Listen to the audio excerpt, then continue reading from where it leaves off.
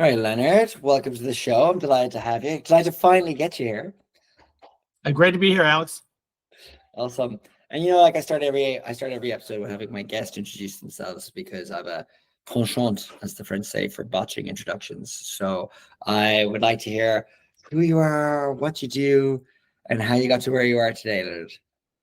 Yeah, happy to share that. I'm Leonard Hoops. I'm the president and CEO of Visit Indy.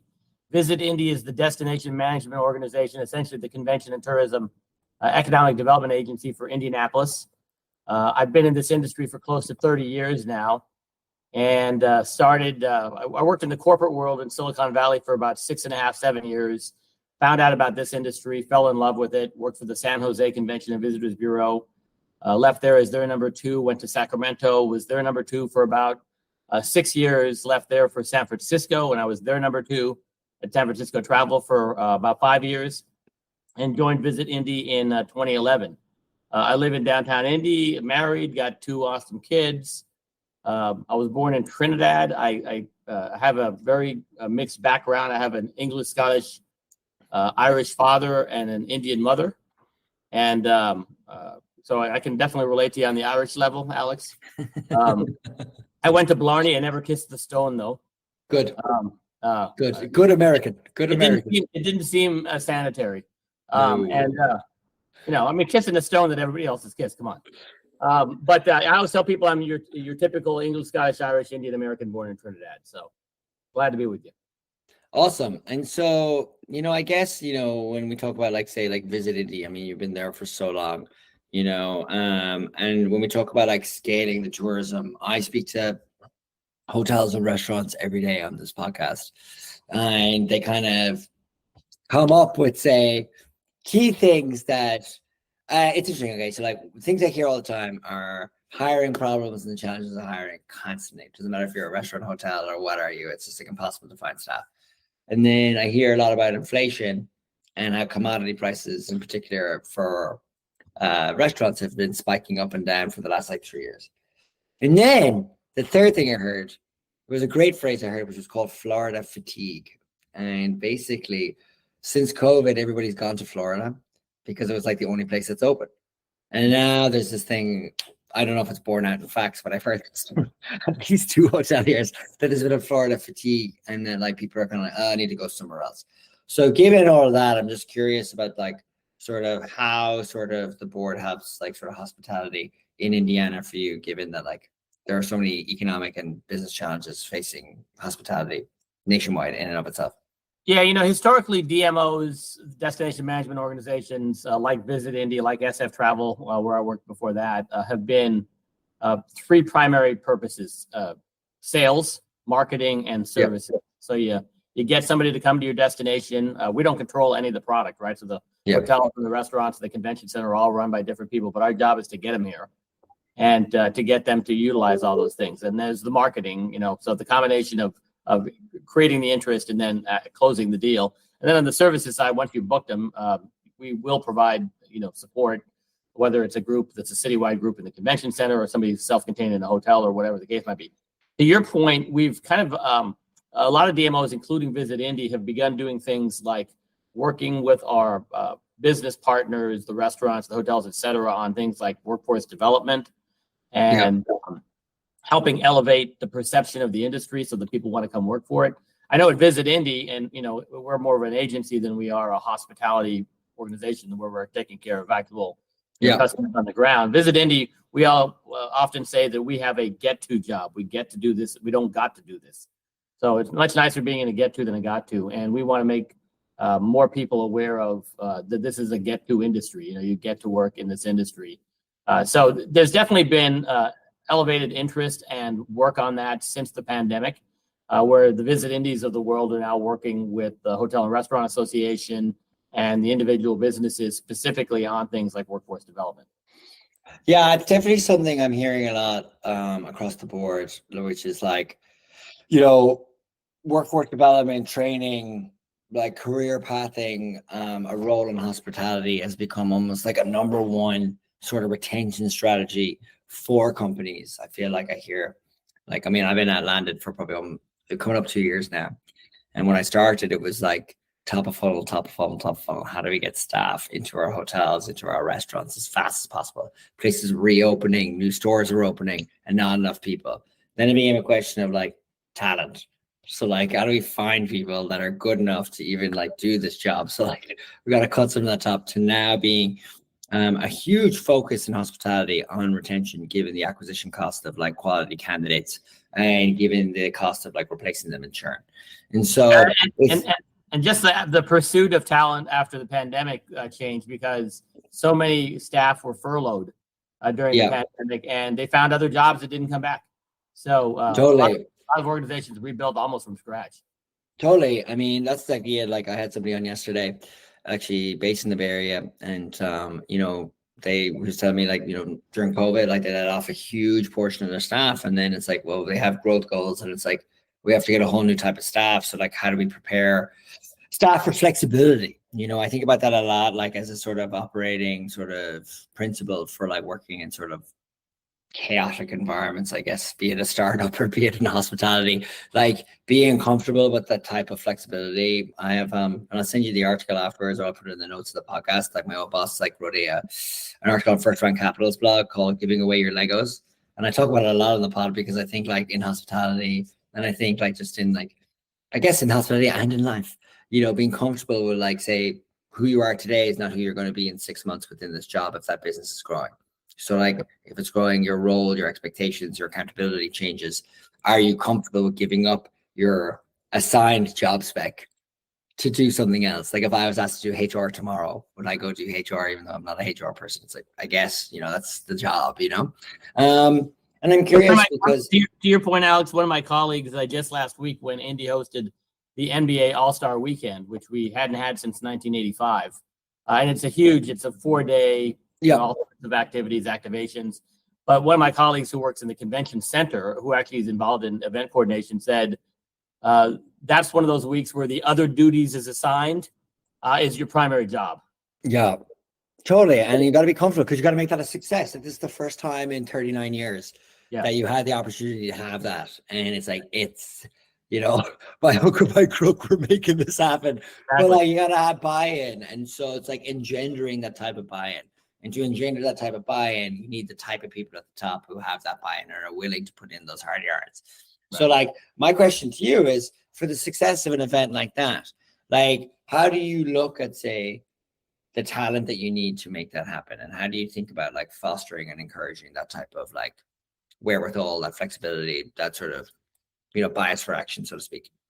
Well, having done this at 4 DMOs for nearly 30 years now, I've got some pretty actual specific thoughts on how you build the right culture for sustained success. And one of the things I talk about with our team all the time is that just about anybody can have short-term success. You can berate people and create fear and do whatever and still be successful for a short amount of time. But it really takes a great culture to have sustained success year after year after year. So I call it the 3 Ps of a good culture. So the first P is you want people that are productive, not surprisingly. And to me, the first P is kind of your core job description. You're really looking, can a salesperson sell? Can a marketing person creatively create demand for your destination, et cetera, et cetera. So that's kind of the core thing. But I think too often people overly get focused on the first P and they don't think about what I describe as the second and third one. So the second one is positive, and it doesn't mean like Pollyanna positive. It's about positive energy in the office. So it's like when Alex walks into a room, is that bringing positive energy into that room? Do people want to work with Alex? And it doesn't matter whether it's on an team or on a scavenger hunt team building activity or just going for a drink after work, you know, sort of thing. So the positive is really about, you want, in my case, I've got 58 people right now. I want 58 people who feel good about each and every one in the organization when they walk into that room and interact with that person, no matter how good they are at their job. Because I've had people who meet the first P better than just about anybody, but they're a cancer to the organization ultimately, where people don't want to work with them and they ultimately bring down the whole organization. The third P gets to kind of your comments earlier about being able to adapt to change, and it's progressive. The whole idea behind progressive is somebody capable of 2 things: 1, adapting to change, and 2, innovating. So if you're not constantly innovating, a year from now, you're going to be behind your comp set. So if I'm looking at Chicago and Nashville and cities like that as the cities I'm competing against for convention business or sporting events or leisure travel, I better be in my role individually, all my team members and us collectively, we need to be innovating and being ready to adapt to change anytime. So those 3 Ps, we literally do our performance reviews around those 3 Ps. You get weightings on each of them. We get, when you do interviews at Visit Indy, I do a final interview with everybody who's going to become a full-time staff member. And I'm evaluating on the 3 Ps. And so when I got here, I would say we didn't have 58 3P people, but I feel 13 years later, we've developed a team of 58 people with the 3 Ps. That's awesome. And so like within that 58 people, then there's obviously the trickle down of that, like sort of like almost like your Belichick tree, so to speak. Have you had people like go on and have like successful careers that have stemmed from these Ps as well?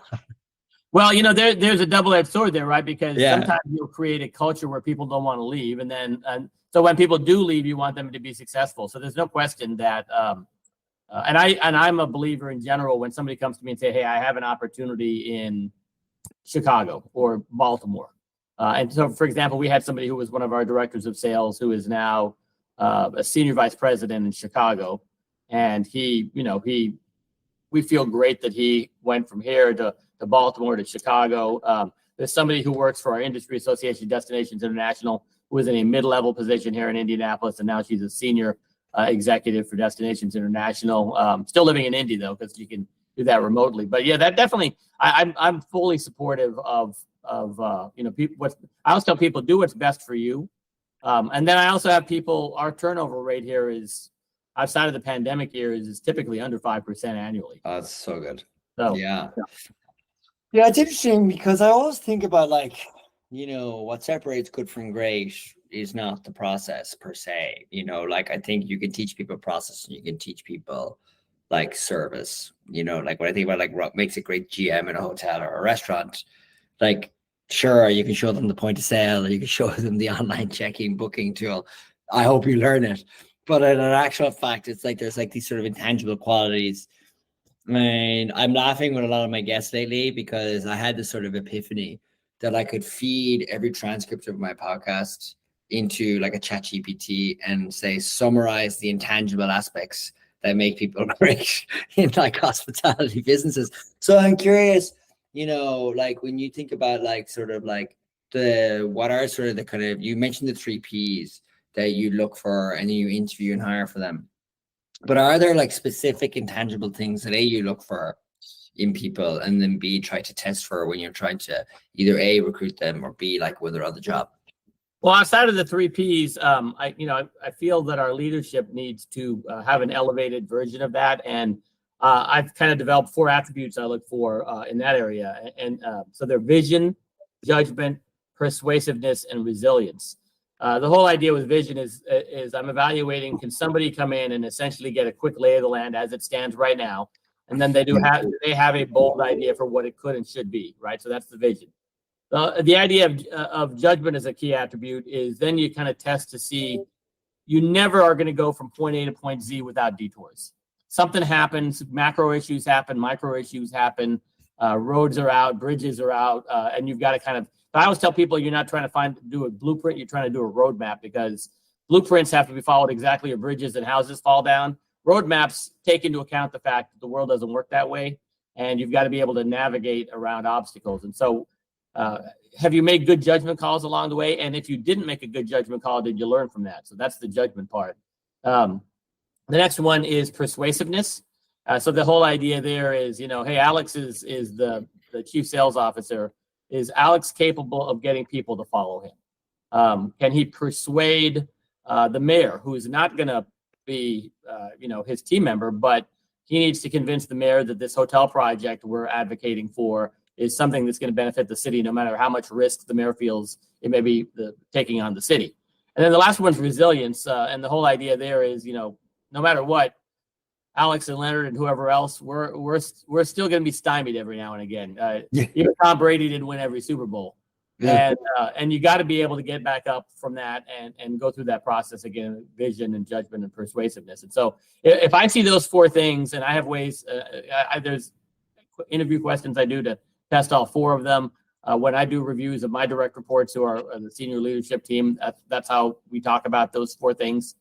So that's kind of everybody needs to demonstrate the 3 Ps, but the leaders in particular need to demonstrate those 4 attributes. Yeah, it's interesting. And I guess like you said, like took 13 years to get to the 58 that you think are the right, which is interesting in and of itself, because I think of like, hiring goals, you think of like, managing churn. So and then you got to manage out people that are not probably particularly effective. So like, it's a very difficult thing to build that culture. But then I guess, it's like Rome's not built in a day, like great culture is not built in a day. And it sounds like that you're on a bit of a roll in terms of the success. Yeah. Sorry. Whoops, I'll cut that out. The success of recent events that you've had with NBA All-Stars last week, NFL Combine, that like high profile events are coming to Indiana. When it comes to thinking about like sort of like the success of an agency operation like yours, like there are so many stakeholders that like, maybe like, like opinions are like, everyone's got like, the phrase, everyone's got one. So like, what are the, like, how do you even think about selling success as an agency publicly? Like, what does it look like? Is there a necessity to have NFL combines to make people go, oh, those guys are doing a job, versus like we have like whole 365-day year kind of job? Yeah. Well, that's a great question, because we have a lot of bosses, a lot of stakeholders. Yeah. I report directly to a chair of the board, but 85% of my funding comes from an entity called the Capital Improvement Board of Marion County. So I better make sure I have a good relationship with the chair or the president of the Capital Improvement Board and the executive director of the Capital Improvement Board. And oh, by the way, they're appointed by the mayor. So even if I'm not a direct line to the mayor, I'm pretty strong dotted line to the mayor. And then I happen to be in the state capital of Indiana. So I'm literally closer to the State House than I am to City Hall, where my office is. So you better know the governor well, and the governor's chief of staff, and the head of the Senate, and the head of the House. And then you've got all your 800 business partners, restaurants and hotels and attractions and service providers, none of which you control, but you've got to have them working in lockstep with you. So there's a ton of stakeholders. My boards, I have 2 boards, the Visit Indy board, which is more the governance board. And then I have something called Tourism Tomorrow Indy. And that board is essentially the steering committee of some of our destination vision.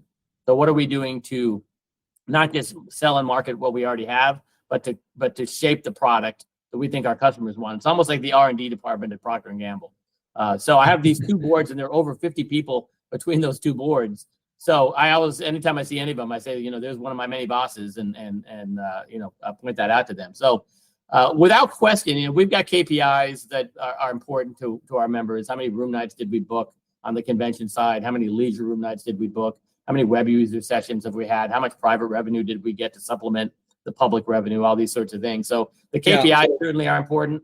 But to your point, having high profile events, I would say that the lesser high profile events, the lower profile events, are really our bread and butter. They're the ones that pay the bills more than anything else. But the high profile events is what the public sees and makes them feel good that your organization exists, and makes the mayor feel good, makes the governor feel good. So you've really got to come at it both ways. You got to get those kind of bread and butter things, meat and potato things. But then you got to have some dessert on top of it, so everybody gets real excited about what you're doing. It's interesting, I'm very fascinated, because you're like, it's almost like you're in a quasi sort of political position as well, where maintaining relationships with appointed kind of bureaucrats. What's the word I would use? Like an appointed person, and is that what somebody is?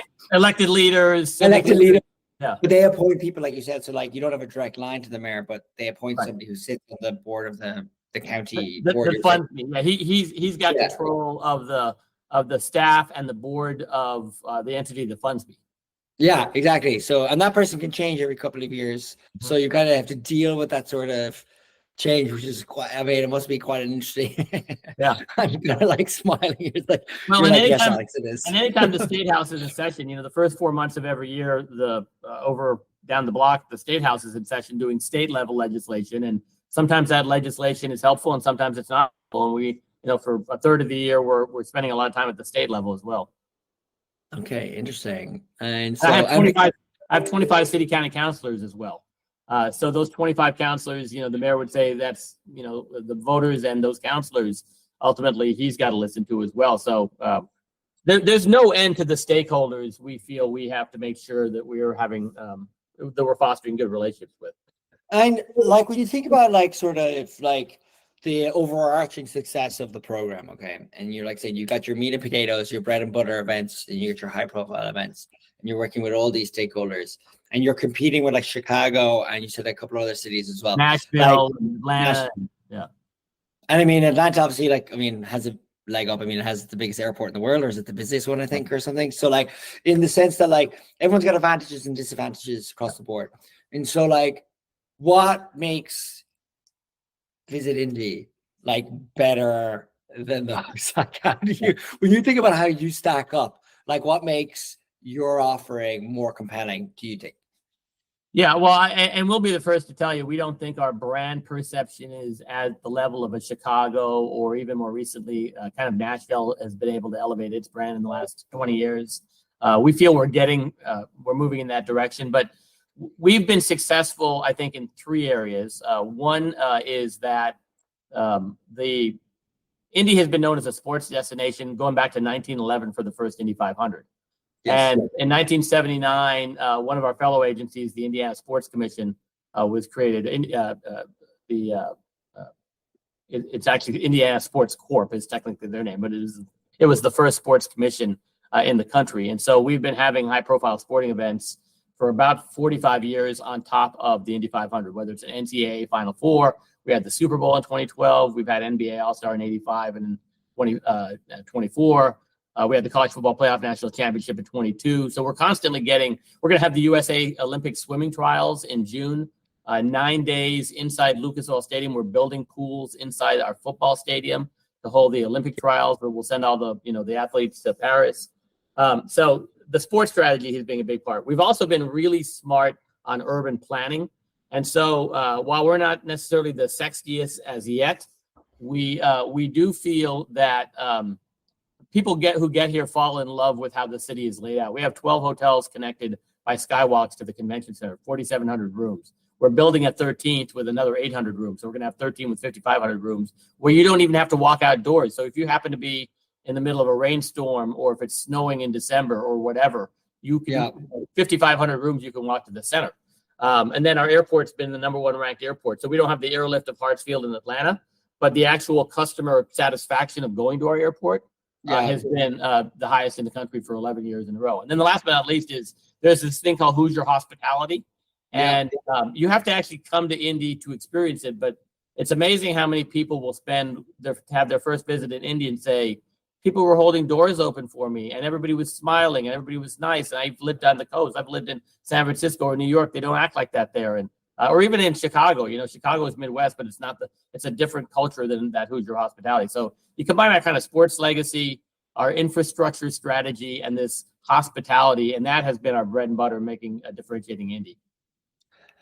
Yeah, I mean, I've definitely heard of the Hoosier hospitality. I mean, I've lots of friends of mine that went to university in Indiana, and certainly are slightly more polite than the folks that you will come across in New York City.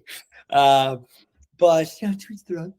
It takes some getting used to, actually. When I first moved here from San Francisco, I would find it odd when somebody 20 feet away is holding a door open for me, and I'm like, "Is that for me?" And I kind of joked for about 2 years. I was the rudest person in Indianapolis, but I was the nicest person in San Francisco.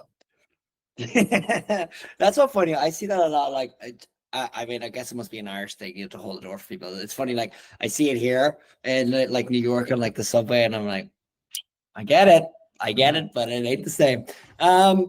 So I guess, like, I'm just very fascinated. So like, say that Skybridge, for example, that you're talking about there, that connects all the hotels, but 12 hotels, and there's a 13th coming now that goes into the convention center. So that's an urban planning thing. Okay. That like, does that like, I mean, presumably you must have a heavy hand in that as well, because ultimately, like, if I'm thinking about it correctly, like, I mean, it's all the hotels are there to service the convention center effectively. So you need to have conventions on week in, week out, that would then service those hotels. So it's an extraordinary collaborative sort of thing. And then I presume that Skybridge is because it gets pretty cold in the winter in Indianapolis. You don't want people like trekking in the snow, which makes it a desirable destination for people having conferences over the winter and to come in at that time because you have the ability to offer that. Okay. Yeah, you nailed all those assumptions. Wow, that's why they pay me the big bucks, Leonard. That's why they pay me. That's why they pay me. No, it's not.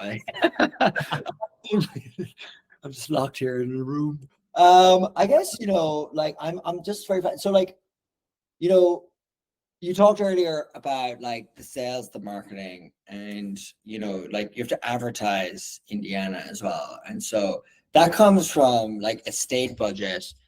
The budget of the one that's locked to the mayor, that you would get budget from there, and then you would get private like donation money as well to like also help advertise Indiana, and then you use that like a Visit Indy campaign or something in the way that you see like we get about $17 million a year, most of which comes from something called the Capital Improvement Board of Marion County, which is locally they call that a municipal corporation, and so they collect the hotel tax, the food and beverage tax, ticket admission taxes, all these different things. They also collect the revenue that is generated from convention center rent, from food and beverage commissions, things like that.